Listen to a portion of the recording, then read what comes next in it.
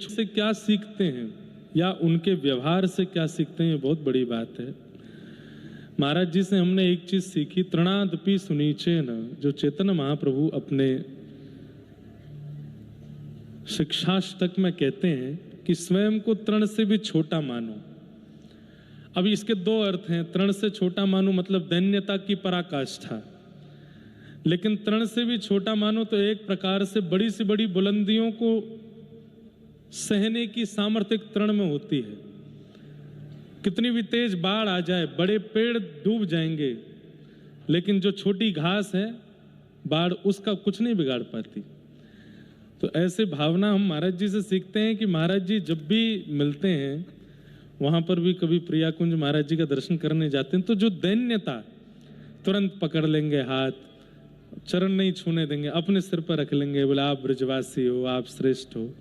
परंतु एक बात हम कहेंगे, तो ब्रजवासी हैं तो ब्रजवासी का अभिमान ब्रजवासी को नहीं होना चाहिए कि मैं ब्रजवासी हूं।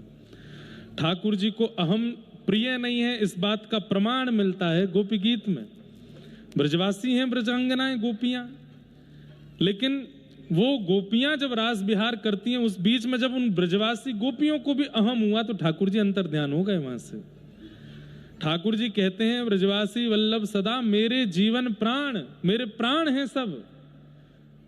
लेकिन भक्ति का या वैष्णवता का या ब्रजवासी होने का अहम यदि हमारे चित्त में है, तो ठाकुर जी हमसे भी दूरी बना लेंगे कि अहम मुझे प्रिय नहीं है।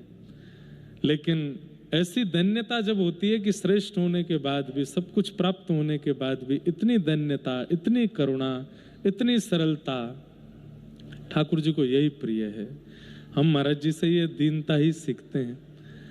अभी 2 दिन पहले कुंज भी गए, वहां जाकर के महाराज जी के यहाँ प्रसादी भी ग्रहण की, खूब आशीष प्रदान किया, खूब आशीर्वाद देकर के महाराज जी कृतार्थ करते हैं। और जब भी जाते हैं महाराज जी 2 शब्द की सेवा और कुछ भाव की सेवा करके सुनाओ।